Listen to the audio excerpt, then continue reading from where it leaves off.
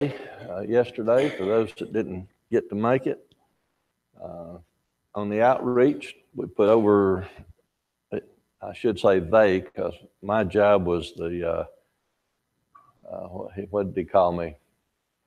Command post fixed. I stayed here in case anything needed to happen, but they hung over 300 door tags yesterday, so in one small area. So thought that was great, and then I think everybody had a pretty good time at the fish fry.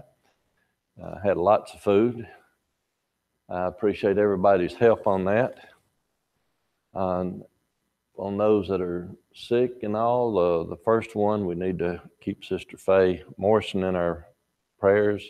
Her twin brother had passed away, and let's keep her in our thoughts and prayers. Not going to be a funeral. Is that correct? Cremation, no funeral. Okay. But let's keep her in our prayers. Brother Terry had his infusion Monday. Still hadn't kicked in. He said going back and looking at old records, it's going to be, if it does the same thing it did last time, his next infusion is 8 weeks. So somewhere about the 7-week mark is when it started taking effect last year. So let's hope at least everything stays on track or speeds up on that. Keep all the rest in our prayers, the Fullers. Doug is now on oral medication, and he said it's not doing exactly what he wanted it to.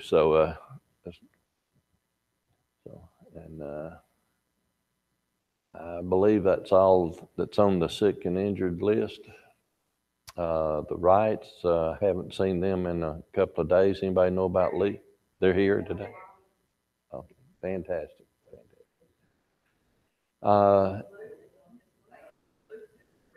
That's right. Luke's in Korea. We really need to keep him in our prayers. I spent a year. It's a good location to visit. I mean, I had no problems with Korea itself and the people. It's just if you're not with the military or not with somebody that knows their way around over there, a lot of them don't speak the language. So if you're going to the bus stations and train stations, you have to learn to figure it out and point, and you may get where you're going. The worst trip I had over there, I had gone TDY, which is a military term for temporary duty, to another location in Korea. Went up there with a bunch of military folks and made it pretty easy, but on my return trip, I was by myself. It was taxi, train, ferry, bus, and walking. So it was, but as you can see, I'm here. Everything went great. But Korean people are real nice. I enjoyed Korea a whole lot better than I did the Philippines. So if there's nothing else on the sick, injured, and wounded list, yes, ma'am? I'm sorry?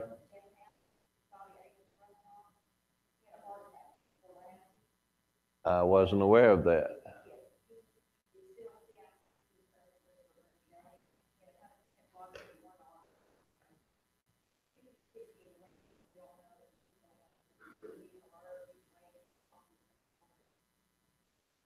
Right. If y'all didn't hear that, Bobby Abrams' brother had a brother-in-law, 100% blockage in one artery, alert, ready to come home, but they got to figure out what they're going to do.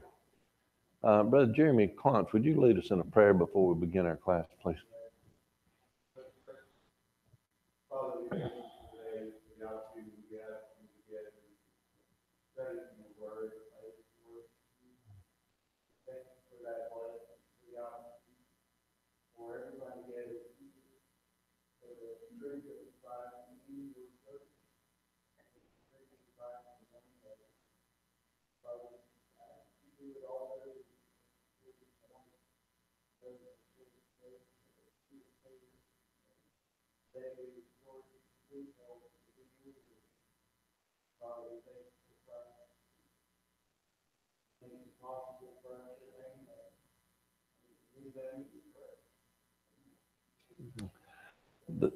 Yes, sir. That's right. I asked Terry about Jesse yesterday, and uh, he had had his knee surgery about the same time, or well, the same day that Glenda had hers, and she's up and walking around, ready to start kicking people with that leg. And Jesse is still having issues. He had to go back to the emergency room just a day or two ago and get something for pain. So, and the therapist, the physical therapist, told him that what that doctor had done to him was actually worse than a total replacement as far as uh, the therapy and the recuperation time. So let's keep him in our prayers. And since we mentioned that, let me mention one other thing. I'm going to ask everybody to do me a favor. I might be jumping the gun just a little bit, but this morning when we got here, the computer and the pulpit had been turned over and turned off, and I don't think the people that are familiar with handling that piece of equipment would have left it in that state. If you see a kid up there playing around the pulpit area, if you don't feel like it, call me and I'll take my stick and whop them one, because kids don't need to be in this area, period. There's too much expensive equipment up here. Thank you. 1 Corinthians chapter 10, 1 Corinthians chapter 3. 1 Corinthians chapter 3.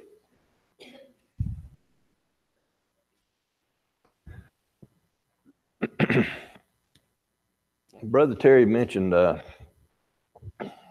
Wednesday night that he almost got finished, but he got down to about verse 14, and then he said verse 14 is just going into chapter 3, and it carries over from chapter 3, carries over from there. So to get things in a flow and work with it, let's just start with reading the last 3 verses of chapter 2, and then we can move right into chapter 3. But the natural man receiveth not the things of the Spirit of God, for they are foolishness unto him, neither can he know them, because they are spiritually discerned. But he that is spiritual judgeth all things, yet he himself is judged of no man. For he who hath known the mind of the Lord, that he may instruct him, but we have the mind of Christ. I think that last phrase there is super important. We have the mind of Christ. How do we have the mind of Christ? Right in front of us, the Bible. So then in verse 1 of chapter 3, it starts out, and I, brethren, could not speak unto you as unto spiritual, but as unto carnal, even as unto babes in Christ. First off, what does the word carnal mean? Not necessarily the definition, but if somebody is carnal, how do they act? What are they? Worldly. In other words, they covet the things of the physical. Is where I would go with it. But they're more interested in the physical here than they are the spiritual, and that's what Paul is telling them, that I can't even speak to you on a spiritual plane right now because your mind is over here. And he says, even unto babes. Now, normally when we think of a babe or a baby, and some folks in here have recently had one, and some folks are going to have one, what do we think of as a babe? If we refer to somebody as a baby, how do we look at that person? New, helpless, unskilled. They have got a lot of learning to do. And here, Paul is putting these people on this plane. Now, you got to remember that this church had been there for approximately 4 years. Now, maybe all of the people hadn't been there from the outset of the church, but it was there for 4 years. And now Paul has written them a letter based on chapter 1 and verse 11, when he was told that there was contentions in the church. So he writes them a letter about 4 years after the establishment of the church, and he starts out chapter 3 with saying, I can't even speak to you on a spiritual plane. You're still a baby. How can someone be a Christian for, let's just say that there were some in this that had been there that long? How could they be a Christian for 4 years and still be considered a babe? That's food for thought. You don't have to answer that one. But and then verse 2 says, I have fed you with milk, meaning, and again, a baby, what do we start them off with? Start a baby off with milk, something soft, something that they can handle. Then we gradually bring them up to more and more, and then we finally get them on some meat. But here he says that he not only fed them with milk and not meat to start with, but hitherto ye were not able to bear it, neither yet now are you able. So after this period of time, they still needed to be taken care of as we take care of babies. They needed to be fed soft food, introduction to nourishment. They wasn't ready for the spiritual. Now, part of this has to do, personally, I believe, with the location, Corinth. And what was Corinth? We talked about it last Sunday. It was basically sin city of the world. Any vice that you wanted to find, you could find in Corinth.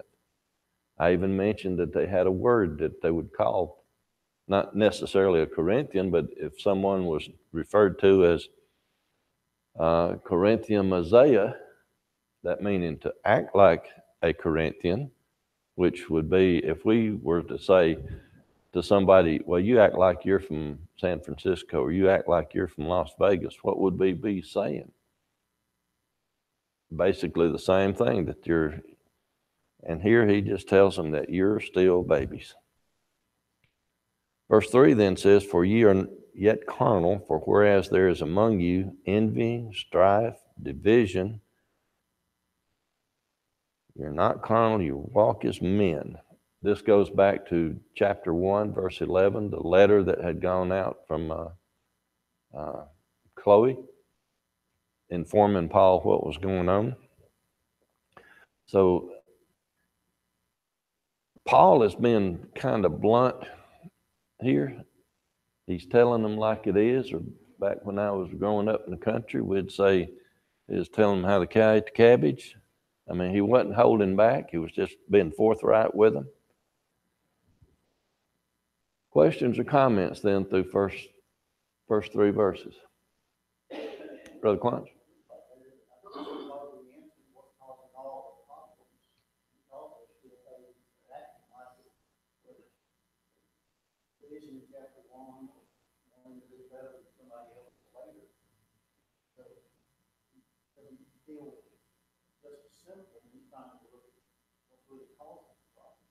Right. As Brother Clint said, Paul here is trying to get down to the cause of the issue and not a symptom that's of the issue. And then he changes gears slightly, but again, he's staying in the same line of thinking, because verse 4 through verse 9 then deals with the verse in 1 Corinthians, or chapter 1, verse 12, when he is talking about them saying, I am of Paul, I am of Apollos, I am of Cephas, I am of Christ. Here he picks up on that theme again and says, for while one saith, I am of Paul, and another, I am of Apollos, are ye not carnal? Now, last week we had pointed out that one of the reasons Christ didn't baptize was so somebody couldn't say they were the preeminent one. Well, you know, I'm better than you because Christ himself baptized me. And here, Paul led the way. Apollos came later, as we'll find out. So Paul was planting the seed. He says Apollos watered because he was second, but Christ gives the increase. We'll get to that verse in a little bit. But if you really sit back and look at it, other than Paul being called personally by God as an apostle, and then Apollos preaching, what is the difference between the two in the message? It comes down to personality. They had the same information. They were telling the same thing for the same reason, and that was to spread the message so people could realize what was going on and be converted to Christianity. So when people start dividing it up and saying, well, I was baptized by Paul or I was baptized by Apollos, from God, it doesn't make a difference who did it, but from man, what's taking place? They're putting more emphasis on the individual than they are the reason. If you look around the church today, not here at Grandview Pines, thankfully, but if you look around the world today at various congregations, sometimes when a preacher leaves and just moves over 10 or 12 miles to another location, what happens? Part of the congregation goes with them. Why? If there are no issues, why? Preacheritis. So, isn't that the same thing that was happening here? Paulitis or Apollositis? Now, like I said, if if there's no issues, there are times when there's issues that have to be dealt with, but here the issue was just personalities. Verse 5, Paul then says, who then is Paul and who is Apollos, but ministers by whom ye believe, even as the Lord gave to every man? I have planted, Apollos watered, and God gave the increase. Therefore, based on that one statement, does it matter who plants? Does it matter who waters? Brother Jesse went on a mission trip here a few months back, and I'm sure that he talked to somebody that had never heard what was going on before. Might have been one person or might have been more, I don't know. His uncle had been over there on several trips, and maybe Jesse talked to people that his uncle had talked to previously. Well, if that be the case, Uncle John was planting a seed. Jesse was doing some watering, but who's going to give the increase? Same way if Jesse had been the first one to contact. So therefore, who should get the glory? John? Jesse? God. That's what Paul is leading up to here, is it doesn't matter who does the planting, who does the watering, who does the converting. You all should be on the same page, teaching the same message to the glory of God, and God gets the increase. Verse 7 says, so then neither is he that planted anything, neither he that watereth, but God that giveth the increase. Now he that planteth and he that watereth are one, and every man shall receive his own reward according to his own labor. If I were to go through life doing my best to talk to people, and I never converted one person, is God going to look on me favorably? Is he going to look at me the same way he looked at someone who had a long career as a preacher and converted and baptized hundreds or thousands? What does the word labor mean?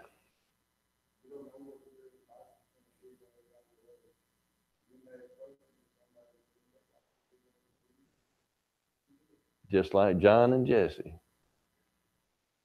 What does the word labor mean? work, effort. So if I am doing all I can for the glory of God and for the furtherment of the kingdom, I have done all that God expects me to do.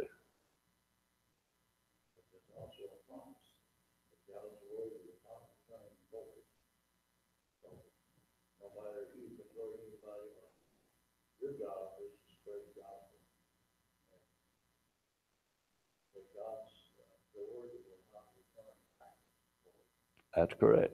Just as we had mentioned there. And also the way we live our life, the example people see in us uh, is important.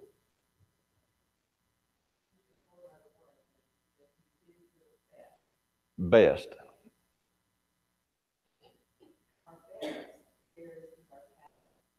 Oh, absolutely.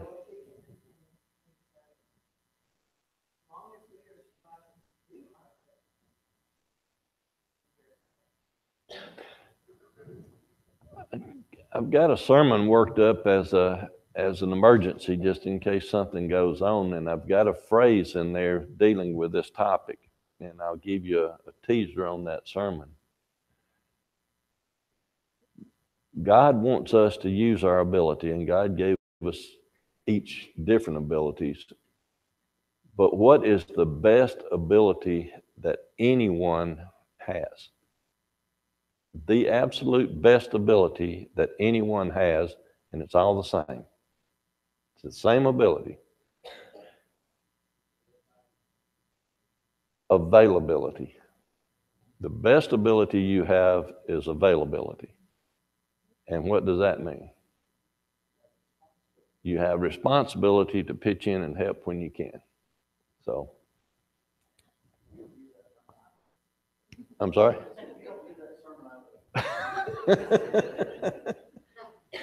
Well, you're welcome to.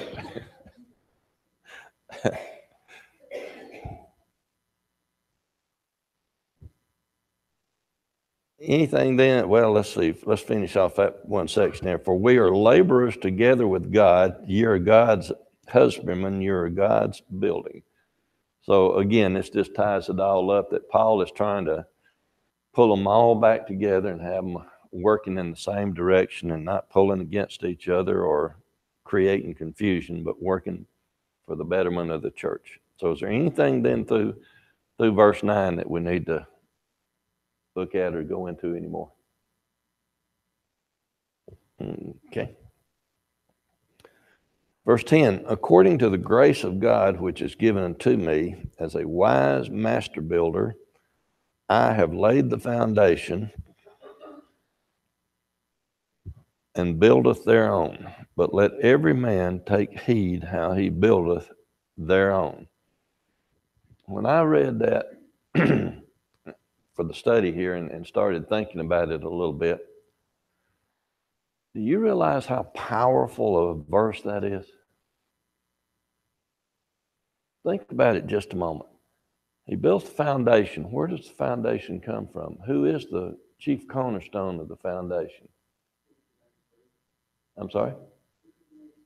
Okay. I know. Well, I wasn't there quite yet, but Christ is. But looking at the verse that we're on, when he says, be careful how you build on it. Think about that for a second. We here at Grandview Pines are the church of this community, not the building. What's the chief cornerstone of this church? It's Christ. The foundation is there, and how we, the people, the members of that church, congregation, Lord's body, build on that foundation is crucial. We have to be careful, and it's only going to be a true building of Christ if we do what? Do it like he instructs us to do. Follow the blueprint. Any building, I shouldn't use this because people died in it, but the bridge that was built, that was put down in Florida, that collapsed on the roadway, one of two things went wrong. Either the engineers, the people that designed, there was a design flaw, or the builders didn't follow the blueprint. So we know for a fact that Christ, that God, put down the perfect blueprint. So if we don't build on it properly and something happens, it collapses, it's not the builder's, it's not the designer's problem, it's our fault. So we need to be very careful how we build on that. And as Brother Jeremy snuck in there, verse 11 says it, for other foundation can no man lay than that laid, which is Jesus Christ. Nobody can design and build and do it better than Christ.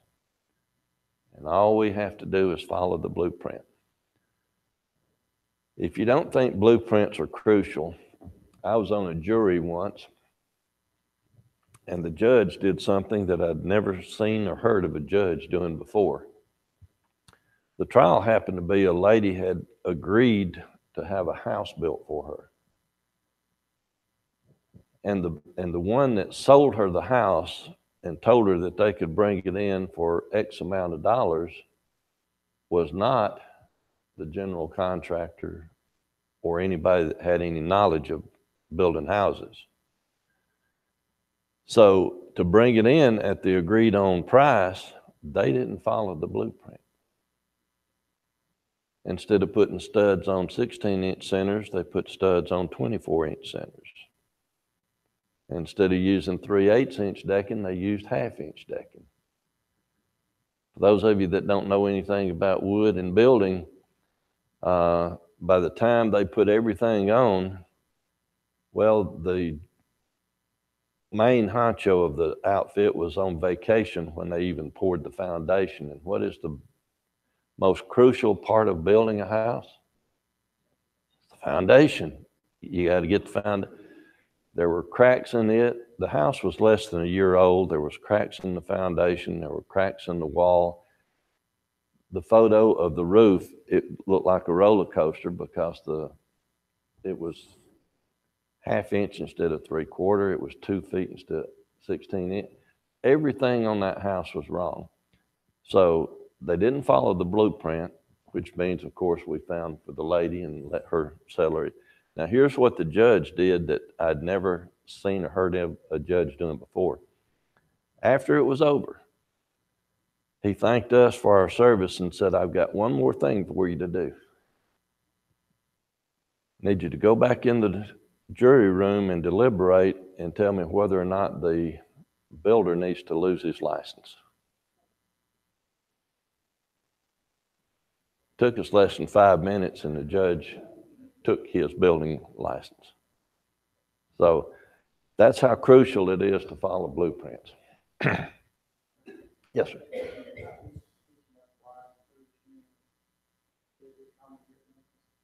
Right. Brother Clarence just said the wise and foolish man building their house would be a good commentary on this also. Absolutely correct.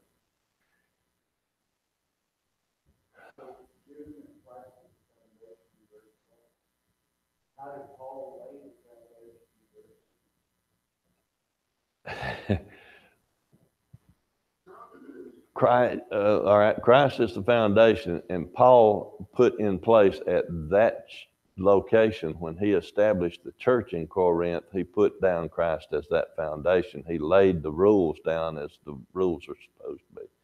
When we go into an area like John and Jesse, where there's not been a church or there's going to be a church, there's no foundation of anything, but what makes that foundation is what they lay down. And what do they lay down? Is this. Is that close to what you wanted to hear?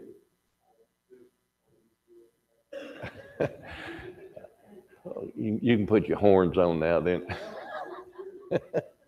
No, that was a good question though. Absolutely.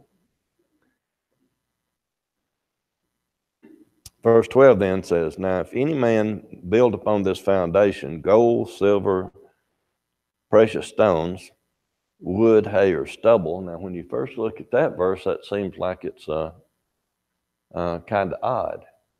But actually, can't you look at it as a contrast? When you build on a foundation using gold, silver, or precious stones, what are you doing? Using good stuff, using the best. If, on the other hand, you build on it with wood, hay, or stubble, what are you doing? So could the contrast there not be pure building on that foundation versus false information? Every man's work shall be made manifest, for the day shall declare it, because it shall be revealed by fire, and the fire shall try every man's work of what sort it is.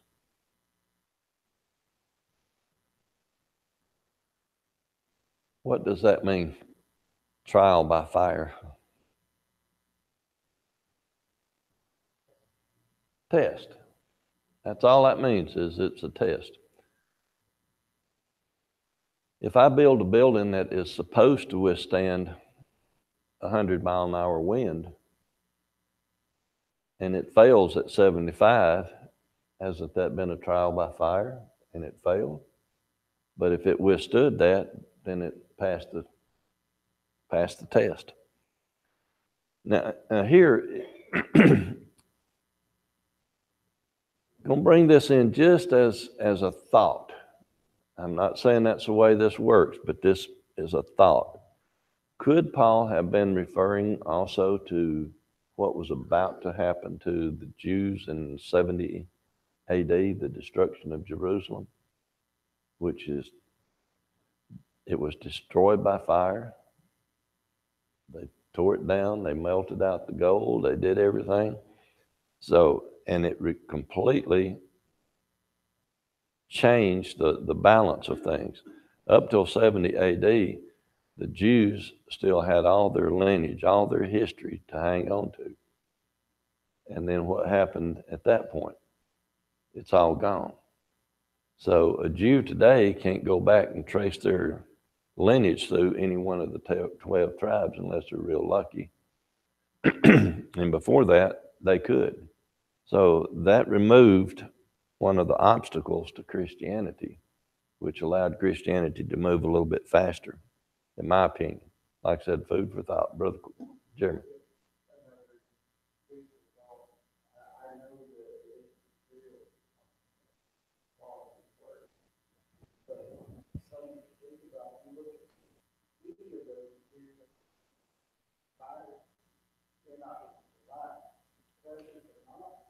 Right.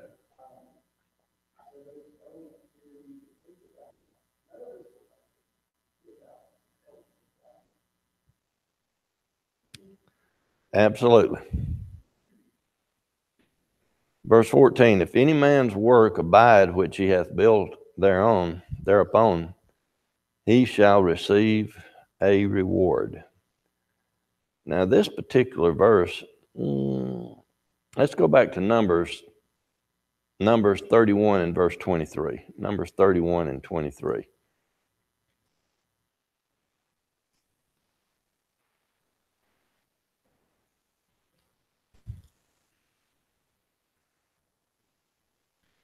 Numbers 31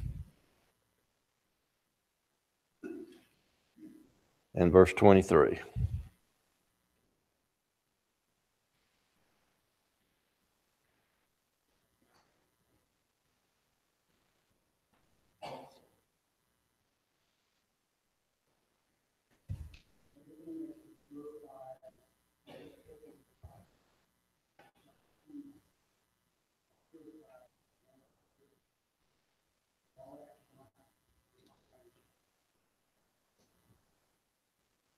Okay.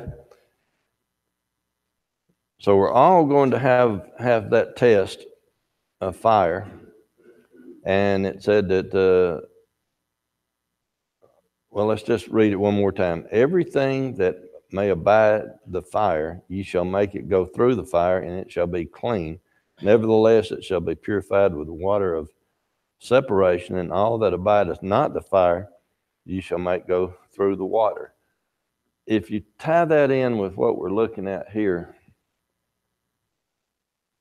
each and every one of us someday is going to face Judgment Day. We're going to go through that. We're going through the trial by fire now based on how we live our life. And where verse 14 here says that work abide shall receive a reward, they're referring to a good reward. If we have done everything that we're supposed to and lived a righteous, upright life, then our reward is going to be good. If you tie that in with back in Numbers, anything that does not survive the fire is going to do what? It's going to go through the water, but that's just another way of saying that everybody that ever lived, is living, and will live will get a reward. It's either going to be a good reward or a bad reward.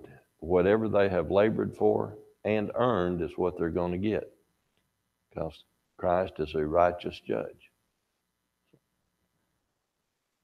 But like I say here, when it's talking about reward, the whole theme or the whole context of it is those that are doing the good work are going to get a reward. So, if any, verse 15, if any man's work shall be burned, he shall suffer loss, but he himself shall be saved, yet so as by fire. Brother Clarence, you got any comments on that verse?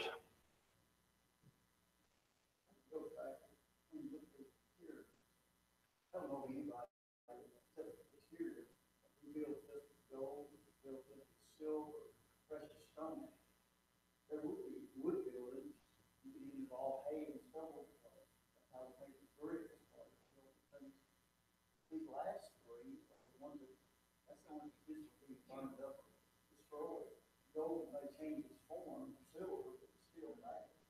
This is the first stone. I think he's talking about what value there may be as far as what we use. Payments and starting out of talents. You have 5,000 and 2,001. They apply in here because some weren't used.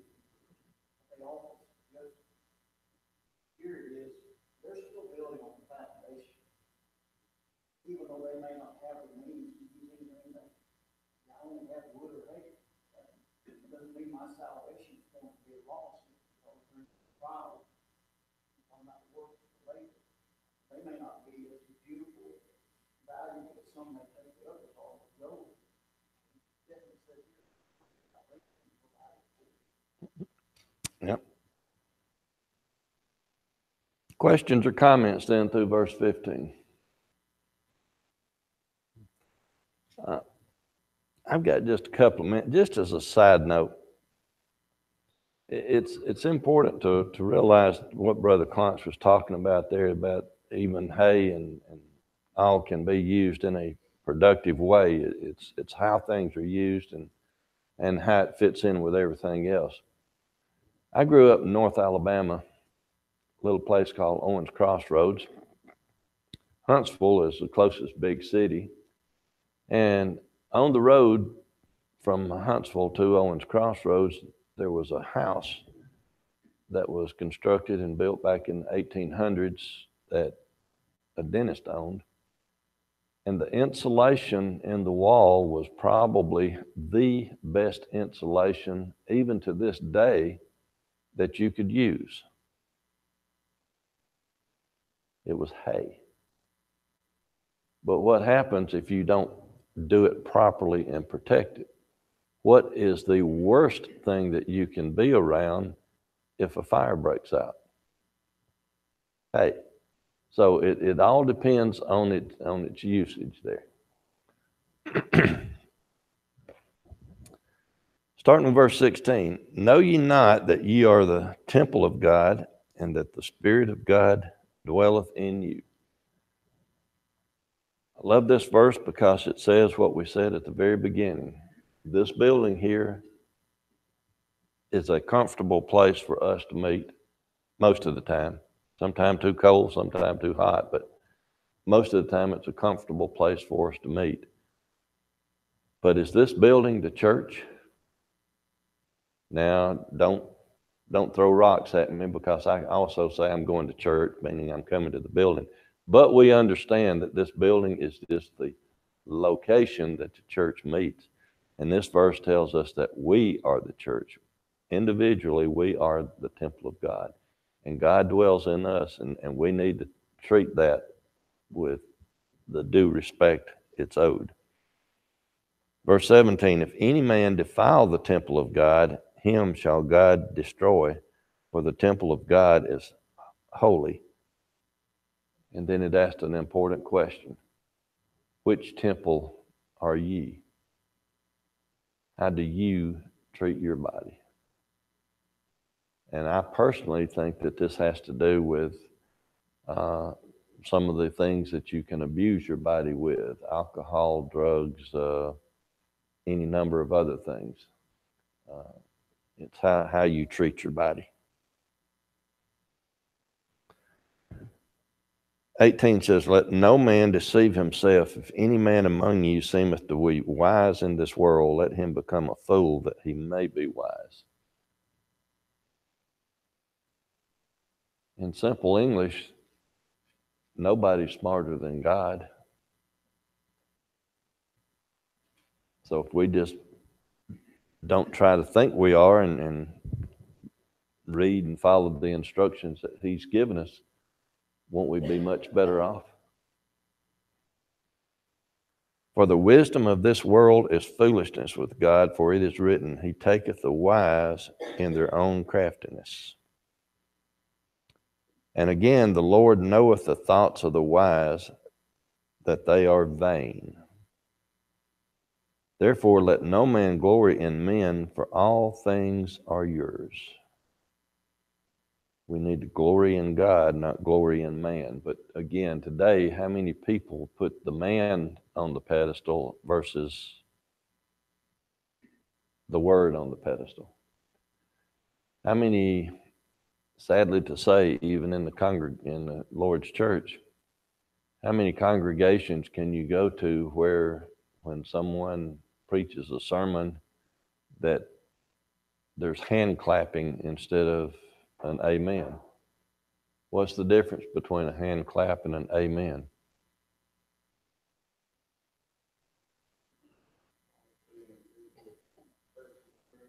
I'm sorry? An amen is agreement. I'm agreeing with what you say. And an applause is recognition of the individual on a good job or a job.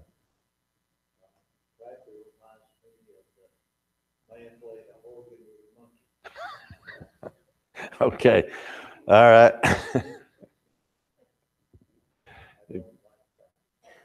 Well, it has no place, does it? We are not, I mean, this verse spells it out. We are, now, should we meet the preacher in the back after he preached a good sermon and tell him what a good job he did?